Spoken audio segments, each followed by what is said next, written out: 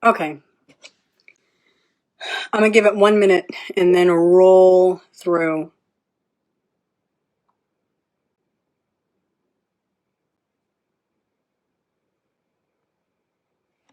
Well, 7:05 actually.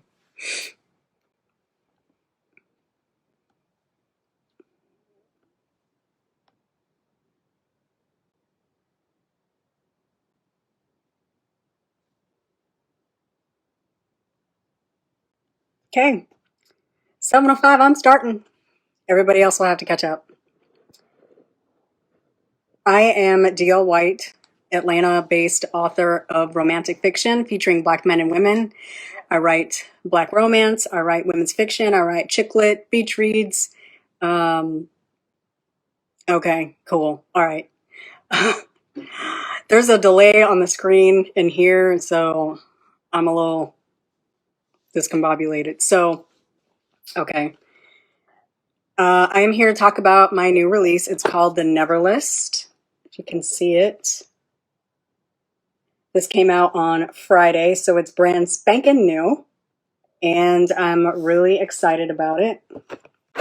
And so I'm going to read a little bit for you.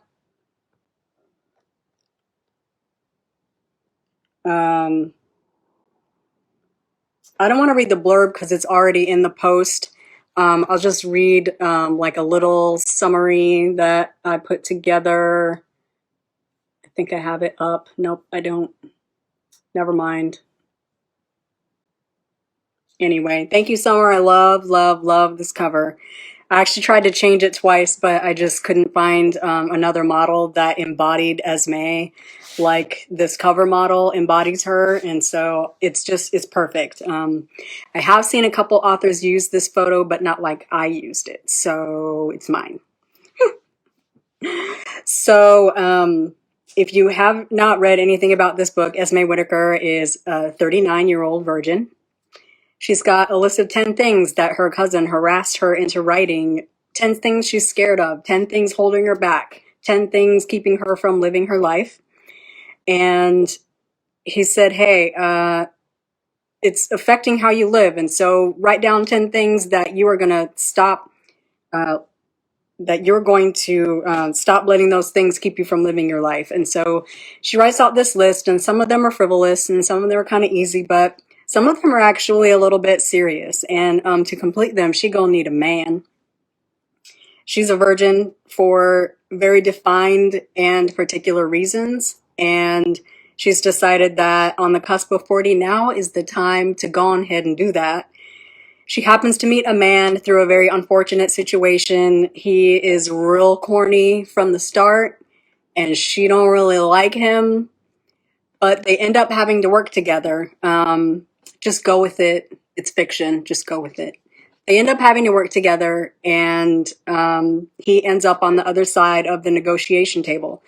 She's fighting for the guy that owns the company he's trying to buy. And so somehow, some way, they both get their way. And I ain't gonna tell you how, because you gotta read the book. But in the original post is the link. You can buy this book on Kindle, Nook, Kobo, Apple Books. I believe it's up on Smashwords. You can get it anywhere. Get it. It's only $3.99. Read it immediately and then tell me how much you loved it. It's fantastic, if I may say so myself. So I'm gonna start. When I do a live reading, I like to read something that's outside of the sample because you can already read that on your own. I want to give you a little taste of something you can't get unless you own the book or you're in this reading. So let's go. Any questions before I start?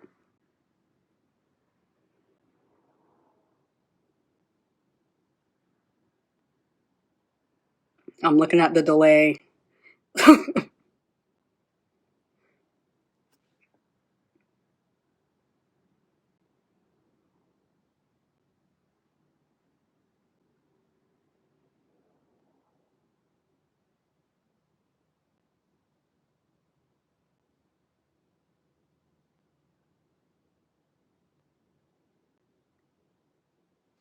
Okay. I don't see any questions, but I'll answer them as they come up. Just realize I can't see Well, actually, I probably see comments live, and I'll answer them as they pop up, even if I have to roll back. So here we go. Chapter 14, Trey. When the idea to help Esme clear her list popped into my head the other night, I thought it was flimsy, weak at best. I expected to have to talk her into it to prove the effort was worth her while. Her relationship with Miller seemed to be based on an immense sense of trust. I'd have to bring her over to my side, make her sympathetic to my point of view. And I'd have to carefully toe the line between playing the game and manipulation. There was no business goal to asking her to have dinner, drinks, and play skee ball with me. I honestly enjoyed her company, which felt weird because wasn't she kind of the enemy? It was well after noon and midday traffic was thick. Satellite radio weaved through road noise and the sounds of Esme's nails clicking on the screen of her phone. "Oh, turn that up!" I pressed the volume knob on the steering wheel. Gladys Knight and the Pips, neither one of us, blared through the speaker system. I grimaced and grunted my appreciation into the air, raising a fist. "What you know about Miss Gladys and the Pips?" My parents take their era of music seriously. I know it well. Mine too. Pops loves him some Gladys Knight. And Diana Ross, and Aretha Franklin, and Patti LaBelle. All of the usual suspects. Heard a lot of them growing up. My dad had this on reel-to-reel. Mine too. My mom had it refurbished for their 40th wedding anniversary this year. Those big-ass speakers and everything. The sound is crystal clear. He'll bust it out in the summer when they grill out with friends or whatever. So he's the DJ? If you want to hear Midnight Train to Georgia at least 3 times. When the phone rang, I turned the volume down. It's one of my sisters. "Do you mind if—" I shrugged. "If you don't mind that I can hear your conversation, just don't be telling lies about me." "Hello," she said, bringing the phone to her ear. "Yes, I'm alive."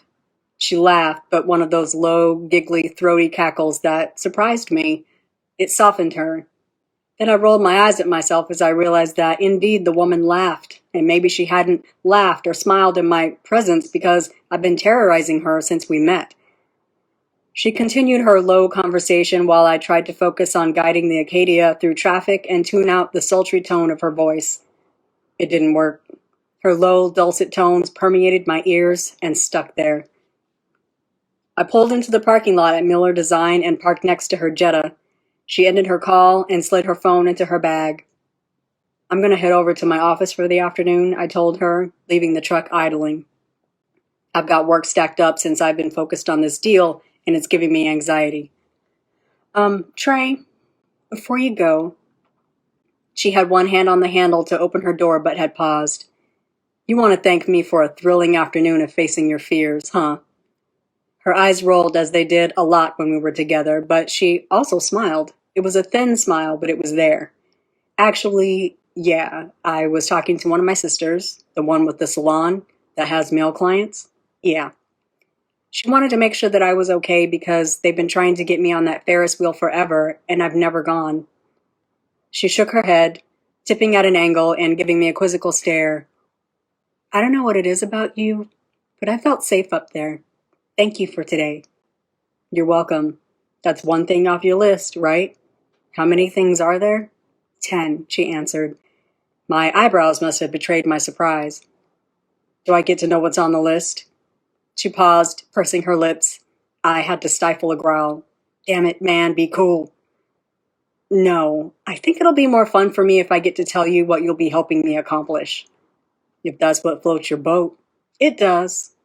"You said one of your sisters. How many sisters do you have?" "Maybe I'll tell you tonight. We're still on, aren't we?" I'd been thinking of pretending that I'd never asked her to meet me. I wasn't sure that she'd even show up, and the last thing I wanted was to be stood up by a woman who seemed to wield a lot of power, not to mention my future, in her hands. But the way she glanced over at me, eyes wide, brows raised, a bona fide smile on those thick lips. Yeah. "We are definitely on. Meet me at the elevator at 9 Mile Station at 7. Don't be late. Do you need me to send you Google Map directions?" She huffed, opening her door. "I have already told you to not be worried about what I do and how I get there, Mr. Pettigrew." "See, there you go. You call me Mr. Pettigrew when you get—" She slammed the door in the middle of my sentence. but I was sure she caught my drift. Chapter 15. Esme. This is not a date. Not a date, not a date, not a date. I lectured myself all afternoon while I marked up copies of the contract to review with Miller, who was surprised at the progress we'd made while off-site. He agreed that getting out of the office and on common ground was an excellent strategy that I should use where applicable. While I drove home, actually smiling at the Ferris wheel as I passed it on the freeway, I reminded myself to not get excited about having evening plans that had nothing to do with Shonda Rhimes' Thursday night lineup. This is not a date, I told myself as I pulled into my spot in the garage. Tonight's hangout with Trey was just that, a hangout, not a date. But I was nervous like it was a date. I wanted plenty of time to get cute like it was a date. I had flutters of excitement in my stomach like it was a date. I showered, changed, fussed with my hair for longer than usual, taking it down from the bun I wore and letting the shoulder-length curls fly free. My face was bare except for a tinted moisturizer and a swipe of gloss on my lips. I arrived at the agreed-upon spot in a pair of tapered jeans that I bought off of Instagram, so I was thankful that they fit. I paired them with the graphic t-shirt and my favorite Vans. My feet were still throbbing from standing in heels all day. I spotted Trey's casual stride in dark rinse, loose-fit jeans, black Nikes, and a thin Korean collar shirt in olive green.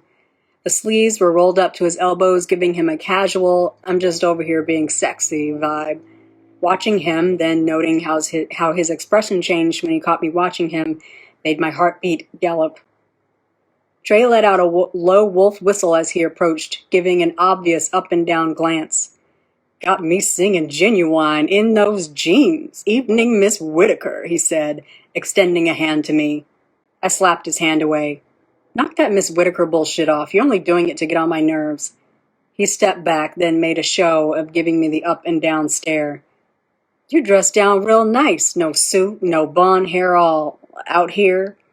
He chuckled, taking in the curls that were probably increasing in the humidity. No heels? I'm a little sad. I like those heels. Do you plan on being this quiet storm guy all night? Trey laughed. You don't like it? You don't have to impress me. This isn't a date. You can be Trey. Fine, he sighed, dropping his shoulders, his voice climbing a few octaves. I will be Trey then. Are you ready to go up? Up, as in the roof? Yup, the roof. I guess, I said, not sure that I meant it. This isn't as bad as I thought it would be. I clutched the bulbous globe of a bourbon glass tightly in my hands. I braved a look around at the spacious patio at 9 Mile Station, staying seated at our table mere feet from the edge. In actuality, we were at least 6 feet from the edge. There was a steel barrier around the perimeter. Still, you never knew what could happen throughout dinner to make you leap 6 feet sideways and topple up and over the barrier, so I stayed in my seat. Reservations were required, but they didn't matter since Trey seemed to know everyone from the staff working the floor to kitchen help. He mentioned offhand that we'd like to sit on the patio, so we were shown there and set up at a stainless steel high bar, set simply with a votive candle and a glass holder that flickered in the light breeze. The surface was now dotted with china plates since Trey had ordered multiple appetizers, crudité, spinach and chickpea dip, and smoked trout croquettes. We each picked out a drink to try. I chose a smoky, chocolatey, locally brewed barrel-aged bourbon called the Tears of My Enemies. We both thought it was appropriate for what we'd agreed to do. The drink made me warm and loose and lusty. I'd known handsome men, particularly in my MBA program. Most were friendly, but once they figured out that the girl with the pretty face and the wide hips wasn't handing out sex and blowjobs and gratitude for attention, they stopped showing up for study sessions. Men like those were hell-bent on attaining cream of the crop status that shouted a preference for a certain type of woman. Thin, silky-haired, fair-skinned women.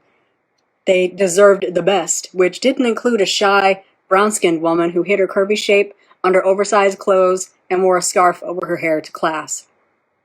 I wasn't self-conscious with Trey. I never felt that I should shrink myself or cover up. He was working overtime to get on my good side. I never imagined what a turn-on that would be. I was free to be myself, even if that meant I was a little caustic and sarcastic. I did, though, have to step outside of myself and wonder how the hell I ended up on some rooftop drinking bourbon, thinking lewd thoughts about a man that I worked with, and letting him satisfy more than the minor items on my never list. I squirmed in my seat while my mind wandered toward the possibility. I would need a man for sex. Here, right in front of me, was a man. I'd bet anything that I wouldn't have to work hard to get him to agree to cross that line with me. Keep it classy, Esme. He's using you to get what he wants. Make sure you get what you want. Do you come here a lot? His eyes flicked up from the menu and settled on my face. When he didn't answer right away, I clarified my question. You seem to know everyone. You're a regular or you work here? You could say I'm a regular, he said, sliding the leather-bound menu back to the table. Pettigrew developed this plaza. My parents became friends with the owners after they opened. This is one of my father's favorite spots. He'd have me meet him and his VP for a drink on Fridays. Oh. I heard that he had some health issues. Is he... Trey gave me a polite, closed-mouthed smile. Alive and well, getting stronger and crankier by the day.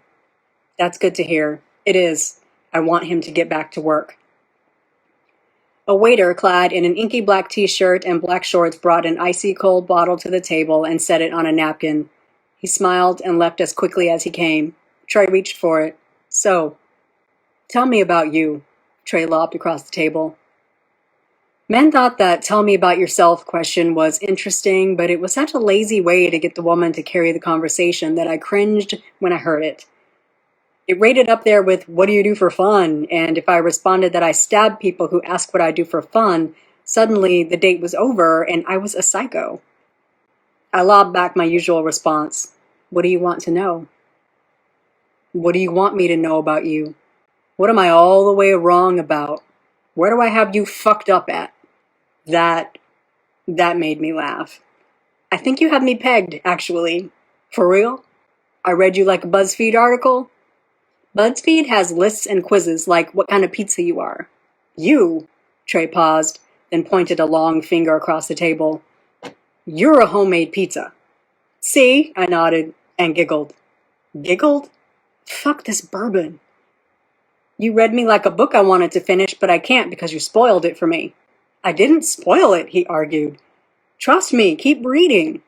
Whatever. I rolled my eyes up to the dusky evening sky and took a dainty sip of bourbon. I don't want to read it now. Figures. I know you, huh? Stubborn, obstinate, know-it-all. He nodded, grinning wide while he held an Anderson Valley hazy sour ale aloft. You think you're smart, don't you, Trey? I went to Georgia State too, so I am as smart as you, he replied. But it doesn't take a genius to figure you out. You make it easy. You don't hide your feelings or your personality. Even with strangers, you exude Esmeness. Esmeness, I repeated. Explain this. No nonsense. No bullshit. Bullet train to the point. Ah, my sisters will love that this essence of me has a fancy word. Sisters. How many? I laughed. 2. 2? You make it sound like there's a whole bunch of them. There are a lot. Jewel and Jada. Jewel teaches 8th grade math. Older. Younger. Older by 10 years. They're twins. Identical? I nodded. Do they look like you? I look like them. We all look like our mother. The hair, the eyes, the nose, the skin. He grunted, furrowing his brows and sipping more beer. That's where you get that luminous mocha landscape from. You can tell that we are sisters, but I'm young and single. They're old and married. Trey's head tilted. It made him look like a puppy. And why? Nuh-uh. If you ask me why I'm single, I will throw you off this roof. Don't. Esme, you're scared to get out of that chair, and I've got height and pounds on you. You're not throwing me anywhere. Stop knowing me! It's creepy! Trey laughed, then took a long, slow swallow. I tried not to watch his Adam's apple bob as he drank, but, well, he was right in front of me. I couldn't help it. I joined him, bringing my bourbon to my lips. No brothers? I shook my head. I wasn't a planned baby. After I came, they tried again for a boy, but I shrugged. You're their little miracle then, if you want to put it that way. I do. You strike me as an only child. Trey laughed. That's funny. What about me says I'm an only child? Petulant, demanding to get your way, throwing a fit if you don't, comfortable with silence. I could go on. I get the picture, he said, nervously weaving his fingers through his beard. I'm not an only child. I have an older sister, but we didn't grow up together. Long story. He waved a long-fingered hand in the air, brushing the subject aside. Missy would probably agree that I act like an only child, though. So what do you want me to know about you, Trey? He shook his head. I'm a guy with a job. Do you like your job? A shadow crossed his face. It was brief, but I saw it. His lips twisted to the side, and he averted his gaze. Don't answer that, I said, my words rushing out so they were jumbled together. Sorry, you look like you didn't want to. It's fine, Esme, he interrupted. The job that I have is not the job that I want, but it is the job that I need to do to get the job that I want. Make sense? I bobbed my head. It did. You get one free answer. You have to work for the rest. Work? Yeah, work. I'm not offering up my personality to you for free. You gotta win the rest. What are you ordering for dinner?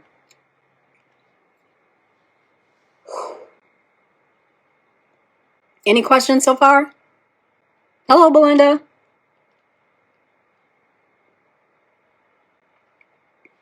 I'm gonna roll ahead and I'll stop and answer any questions that pop up.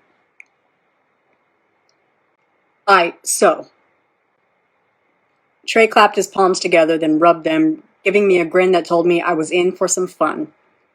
The point of this game is simple. Roll the ball up the hill, over the hump, into the numbered rings. The bigger the number, the bigger the point value. You win by accumulating the highest points. Do you want my tips for best play, or do you want to wing it? Oh, I want tips. We need an even playing field. What do I get if I win?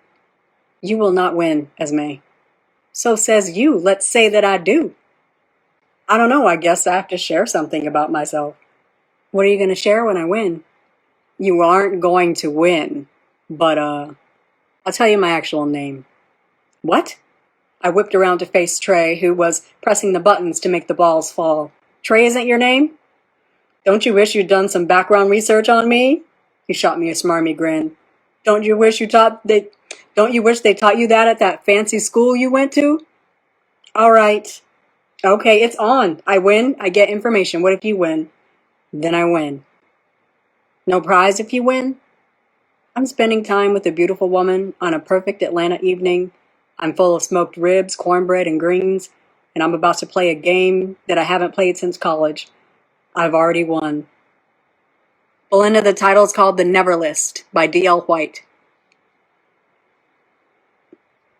It took a few beats, but eventually I processed what he'd said and blushed. Fuck that bourbon. Trey, you don't have to flirt with me. I know this isn't. I'm not flirting with you, he interrupted. Flirting intimates that I aim to manipulate your emotions and increase your attraction to me for romantic purposes. I'm just stating facts. I am here at this place that I enjoy with you, a woman who is beautiful on a clear, warm evening full of food and drink. I don't need a prize for this game. That you're not going to win if I don't give you my tips for best play. You want them or not? My eyes narrowed and I did my best to scowl through the smile that spread across my lips. These better be some winning tips the way you're talking them up. Trey taught me how to stand, the best way to throw, how to angle the ball so that it hits the ring I want to hit. Once the game started, however, the pressure was on and I was a sorry skee-ball player. My balls kept bouncing off the side of the lane and rolling back down the slope until I picked them up and tossed them instead of rolling them. Hey, that's not how you play the game, Trey called, easily rolling the balls up and dropping them consistently in the 75 and 100 score rings. Your tips suck. This is the only way this ball is making it into that ring. I hucked the ball toward the 100-point ring. It landed, circling the ring. The machine exploded in lights and sounds. I got one! One, Trey repeated, smirking. I looked over at his score and shook my head. There was no catching up to his near 1,000-point score. Hey! Hi, new people. Whatever. You picked a game that you're an expert in, so you'd have an advantage. Sometimes it be like that. Sometimes you walk into a situation that you thought you knew and you get thrown for a loop because someone else had an advantage. Sucks to be on the other side of that, doesn't it? I paused play, slowly turning to Trey, who was still rolling balls next to me. Is that supposed to be a dig at me? No. But take it however you want to take it. Miller brought me in because you were impossible to work with, and he has a company to run. Like I don't? Doesn't seem like it since you spend most of your time at Miller getting on my nerves and arguing ridiculous contract terms. They're not ridiculous when it's my bank account that he's playing in. I owe it to Pettigrew to fight for every penny that I don't have to spend to acquire this company. If you were on this side of the table, you would agree. Don't pretend that you wouldn't. A buzzer sounded overhead, and the machines went dark, ending play until we inserted more coins. I win. You didn't pick a prize, so did you win? I got under your skin, he grinned. Close enough. You feel like revenge? Load 'em up. It's on. 4 games later, I won, though it was obvious that Trey was playing at less than half power so I could win. I didn't care. The way the machine lit up and spit out extra tickets to redeem for prizes, you'd have thought I won the lottery. I clutched an oversized pencil and a bear with a t-shirt that read, "I won this at Skyline Park, Atlanta," under one arm, and sipped a toasted coconut liqueur. Trey wanted dessert, so we went back to the rooftop, where he ordered a skillet s'mores and 2 forks. I really, really want skillet s'mores ever since writing this book. We shared the dish and drank our sweet dessert drinks. You cheated, but I'll let you have your win. I didn't cheat. I was innovative. I don't think you'll ever be a professional skee-ball player. Damn. Good thing I have that career to fall back on. Trey's chuckle sat deep in his throat, barely audible over the noise from the tables near us. You want your prize? Hell yeah, I want my prize. I shoveled a layered chunk of graham cracker, chocolate, and marshmallow into my mouth, trying not to hum my note of pleasure too loud. What is your real first name? My first name? He paused, mostly for drama, but also, I suspected, to get on my nerves. It's Saul. Not earth-shattering. I paused. Saul? Like your father? Yep, he said, nodding, then going in for a bite of hot, gooey chocolate and marshmallow.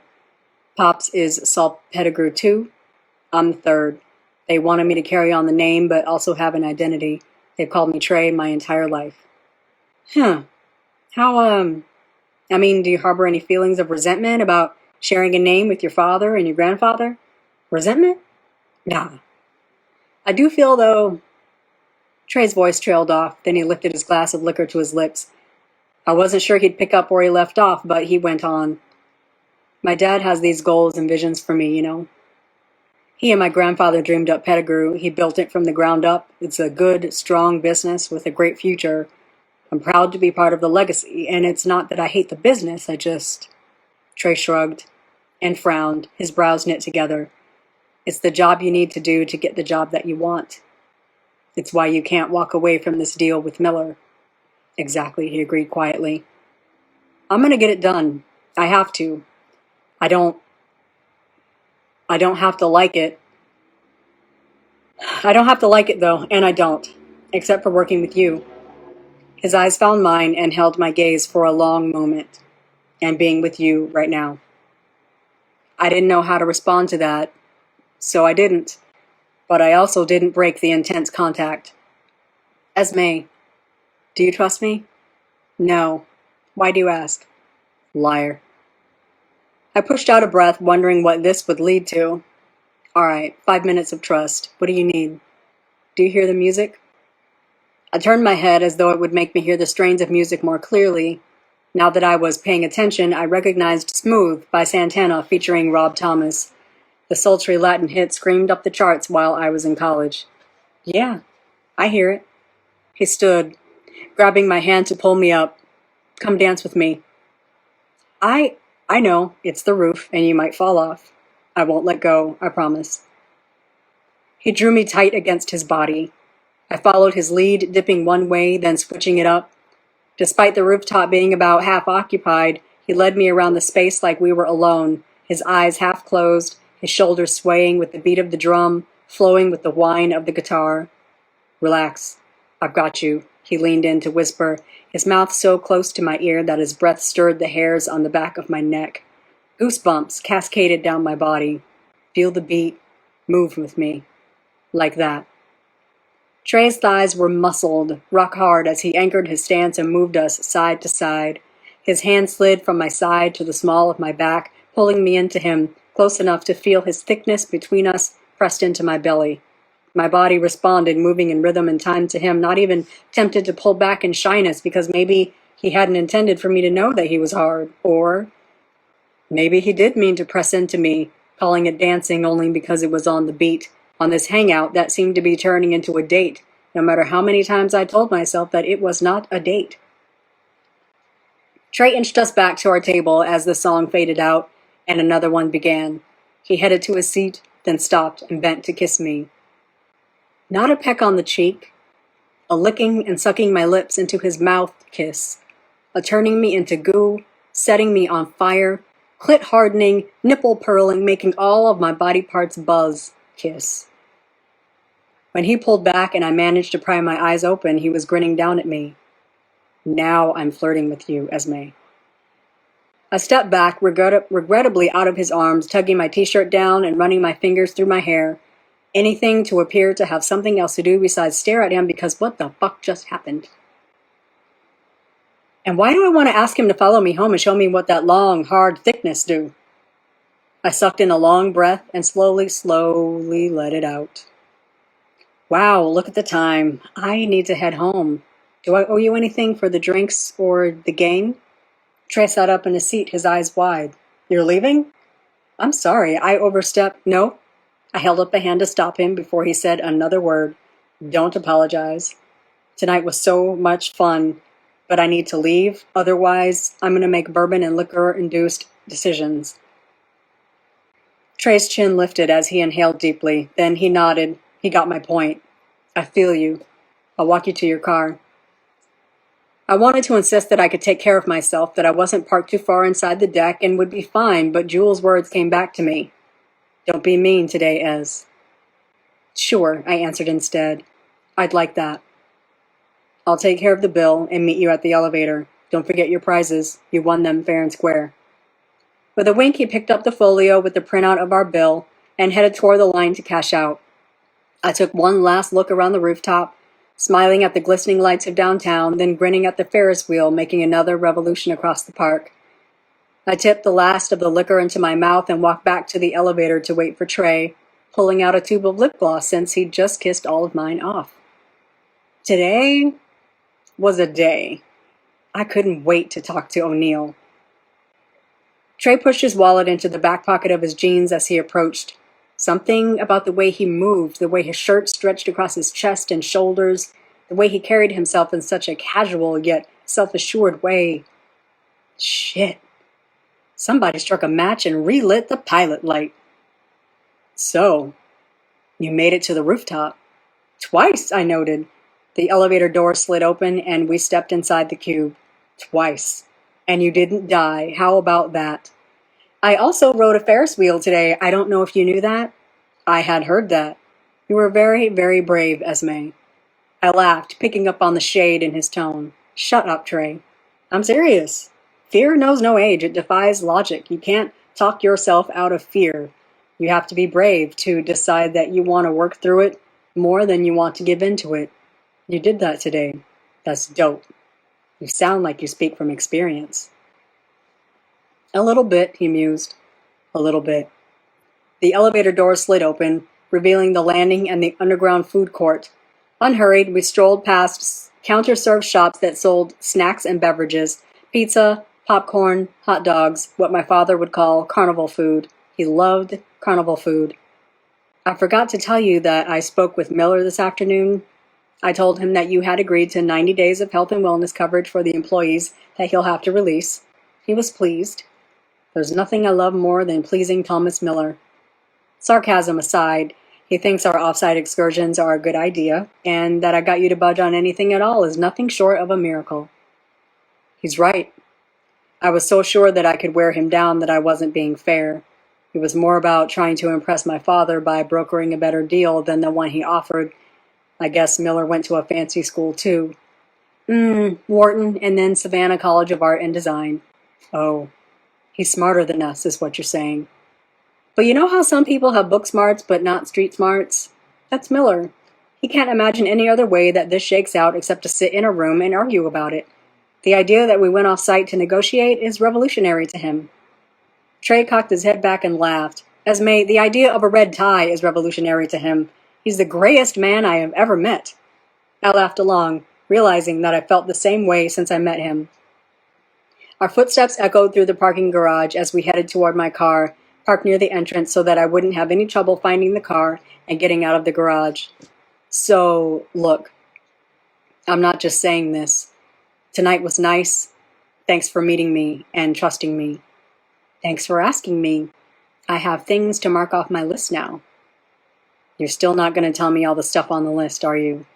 I bobbed my head side to side, pretending to think it over.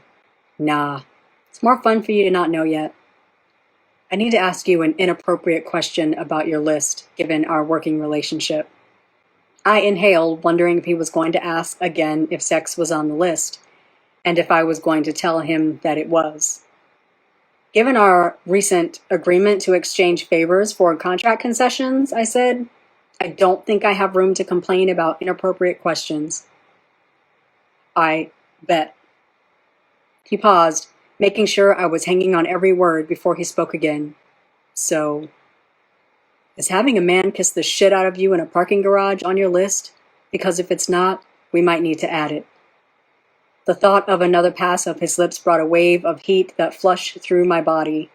I didn't think about it or argue against it or tell myself that this was not a date. In a few steps, I crossed the short span of distance, gripped the back of his neck, and relished in the feeling of him clutching my hips to pull me to him, angling his head slightly to the right as our lips met. He growled low, slipping his tongue between my lips.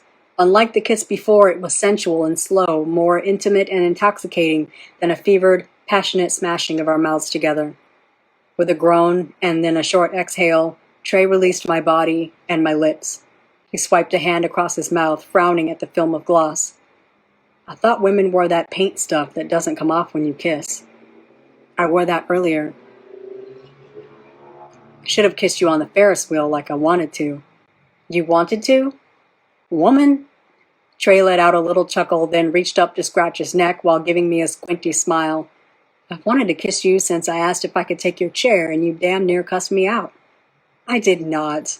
You almost called me everything but a child of God, as my mother would say. My cousin said you were flirting with me. Your cousin is right, but... He shrugged, then balled one hand into a fist and punched it into the other flat palm. I got what I deserved. I was rude. I hope I have more than made up for that. I nodded. I was rude too. I gestured to the arousal that had to be embarrassing, but he was calm about it, and I know I've made up for that. He stepped around me and reached for my driver's side door, but it wouldn't open until I slid my finger across the sensor. He pulled the handle and held the door open. You needed to get into your car and drive away. Bad decisions are about to be made. Amen, I agreed in my head. I slipped into the driver's seat and waited until he firmly pushed the door shut before I pressed the start button and the car purred to life. The seatbelt automatically moved to enclose me in the car. I reached for the gear shift and put the car in reverse, then backed out of the spot while Trey stood a few feet away, watching me pull out. I watched him wave from the rearview mirror. I waved back and headed to the exit. My body was on fire, but not from the alcohol. My mind flashed memories of the day, the evening, the kiss, and then the other kiss. Somehow, I was supposed to get up the next morning and sit in that little room and look at Trey Pettigrew in the eye and pretend that my vibrator didn't get a workout as soon as I got home, and that I was no longer pretending that I wasn't thinking about Trey. I'm gonna skip ahead to chapter 17 because it's a fun chapter. It's another Esme chapter, but she's so vocal in all her feelings that I feel like it really helps to get the story across.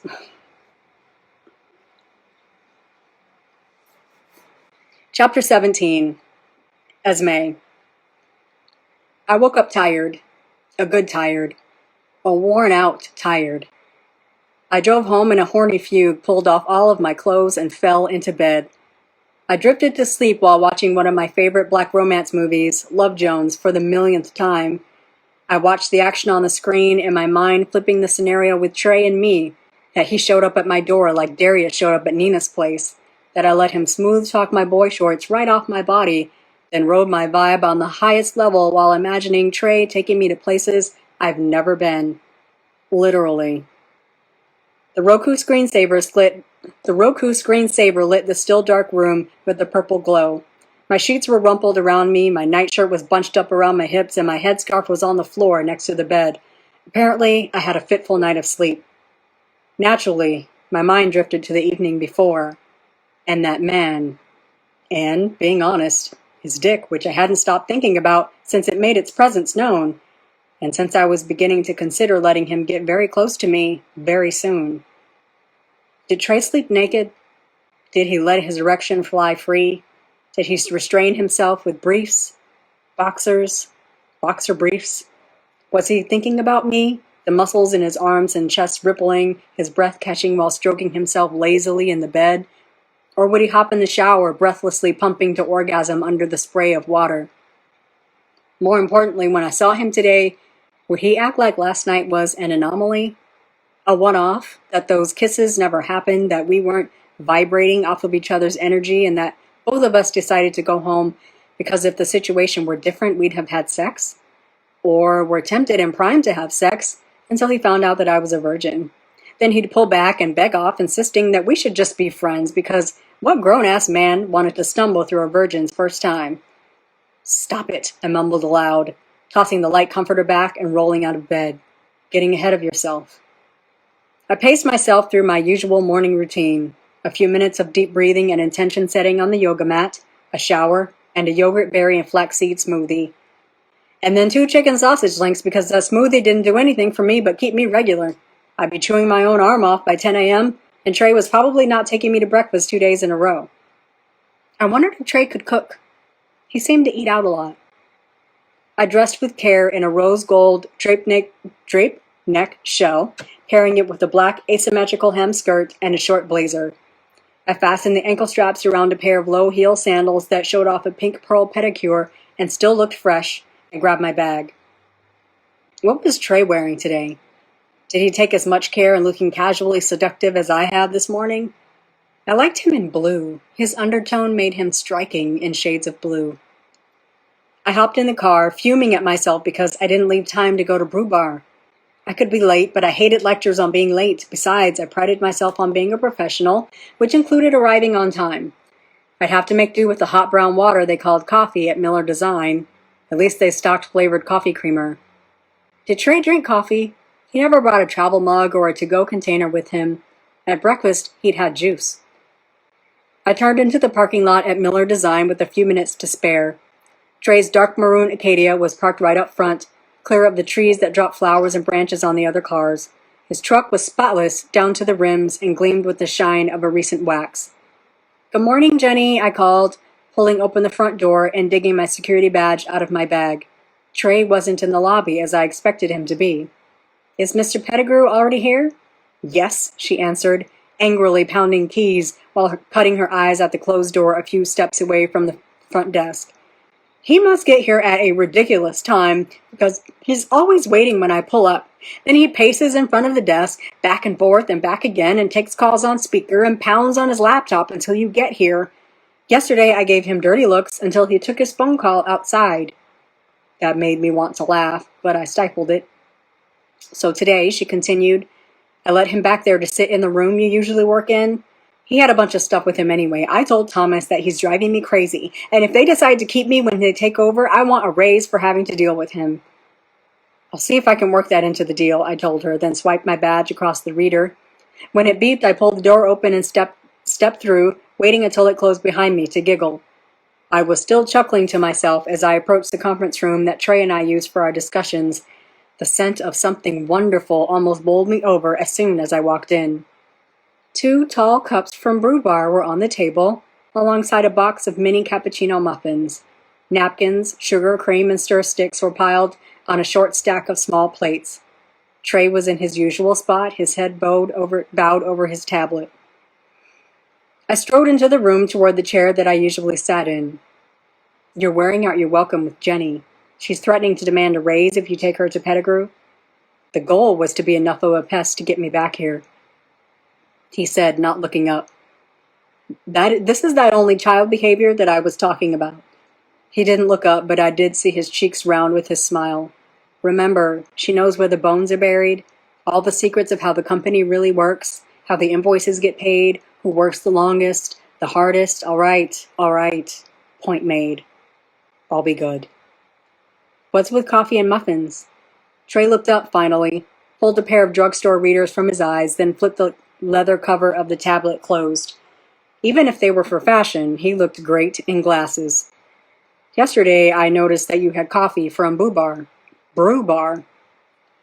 If I hit Peachtree on the way to Pettigrew, I pass them. I always wonder how their coffee tastes, since you must like them. He paused to level a questioning glance at me. When I nodded, he continued, gesturing toward the little feast on the table. I decided to give it a shot. I didn't know what you'd like, so I got vanilla. Everybody likes vanilla. They had mini muffins on special, and the girl at the counter caught me in a good mood, so I grabbed a dozen. A good mood, I crooned, reaching for one of the tall cups and a couple containers of cream. Mr. Pettigrew is in a good mood today. So you're making this an easy Friday for me? See, your sarcasm is ruining this moment. I laughed. This is very nice, Trey, especially since I didn't get a chance to stop. I thought I would have to suffer through the coffee here. I glanced up, grimacing. I caught Trey doing the same. That is not coffee, he said. His lips made the saddest but funniest downturn while he slowly shook his head. That is hot brown water, I finished, laughing. I wasn't sure if you drank coffee because I never see you with a cup. In the morning, before work. Any later than noon and I'm up all night. Early on in our negotiations, he said, picking up the cup in front of him as he spoke, I accepted coffee from Miller. Black, like I usually drink it at home. He shook his head. Mistakes were made. I vowed to never drink the coffee here again. Same, I said, using the stir stick to turn the brew into creamy brown. I typically only drink coffee at home.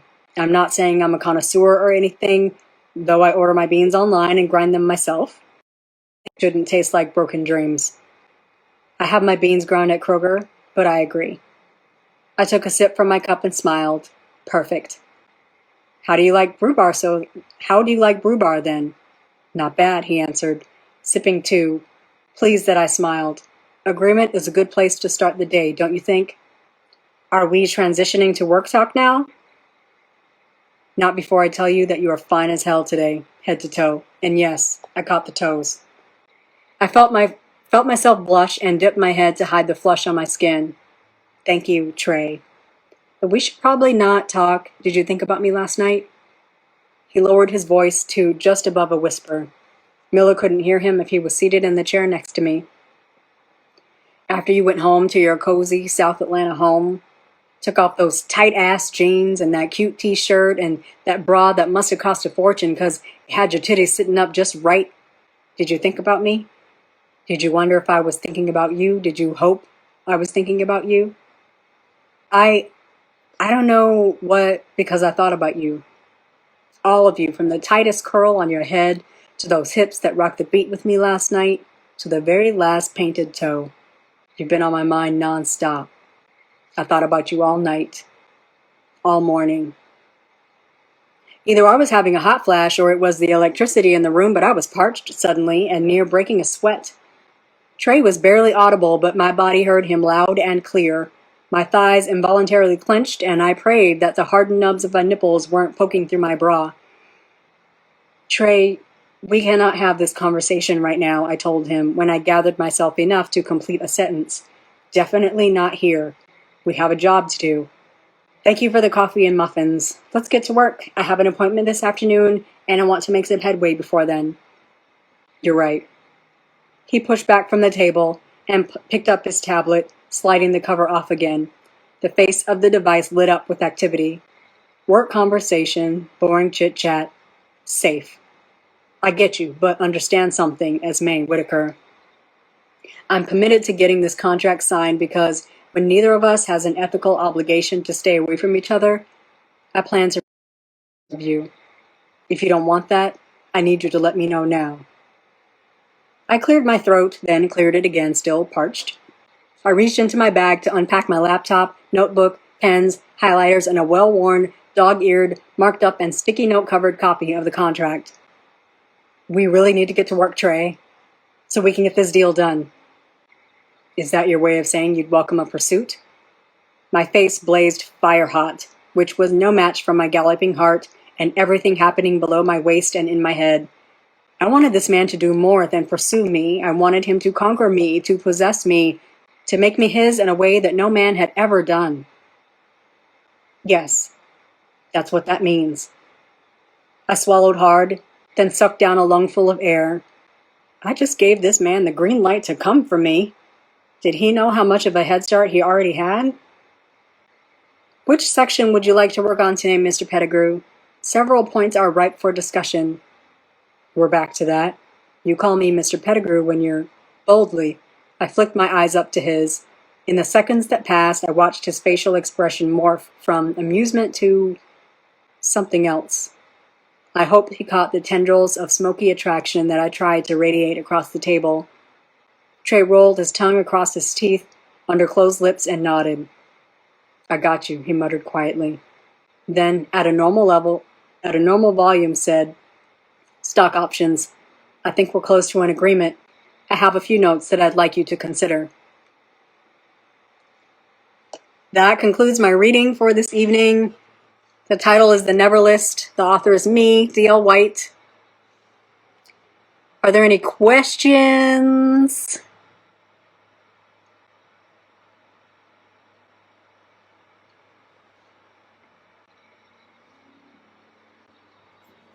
Am I frozen?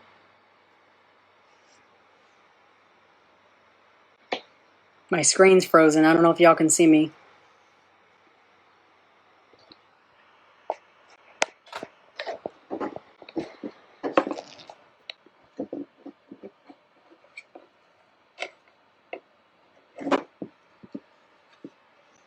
In case y'all are wondering, when I started writing this story probably a few years ago, maybe 2016-ish, I don't know. This is a standalone, Belinda, yes. My idea for Trey was actually Will Smith, because Will is kind of goofy, kind of corny, kind of hey girl, what's up, kind of funny like that. No, it's a standalone. It's a standalone.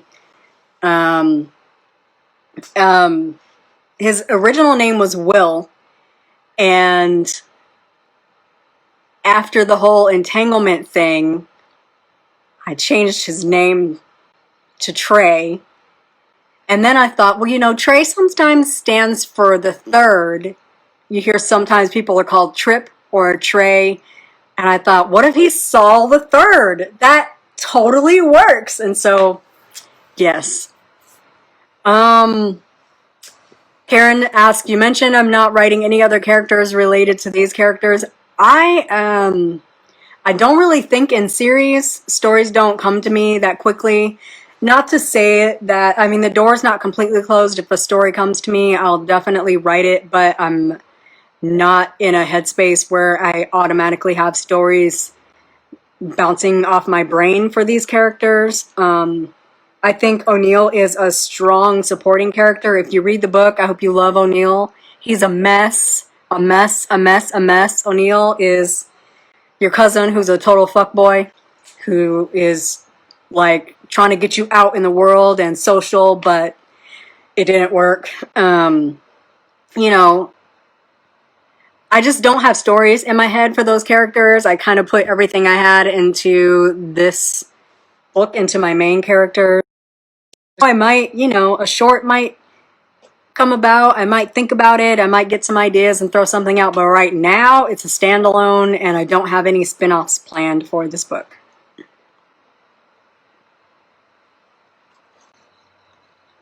My laptop froze. I can't see nothing.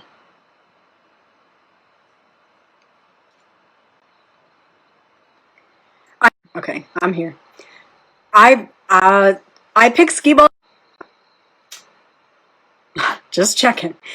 It keeps popping in and out. I picked skee ball as their game because Skyline Park in Atlanta actually exists, and I looked up the games that they have at Skyline, and skee ball sounded like a fun game that people could play on a date. So I know you love Ken. We'll see if something pops off for him. I don't have romantic feelings for Ken.